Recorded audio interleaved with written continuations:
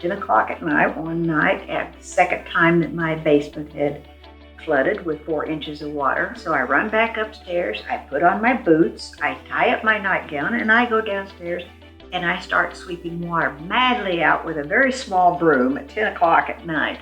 It was very frustrating and I was very upset. 2 weeks later, the exact same episode happened again, and I thought, I cannot handle this anymore. So I picked up the phone and I called. He took his time. He was here almost 3 hours. He took dozens of pictures. We talked about it, went downstairs and looked, and he made a proposal, and I said, go for it. And then your wonderful crew started coming. So when it really rains hard, I go downstairs and I turn on the light and I check, and it's dry as a bone. So I had finally decided, okay, they knew what they were doing and they did it. It's one of those situations, the basement is so lovely, and I had to put everything back under there.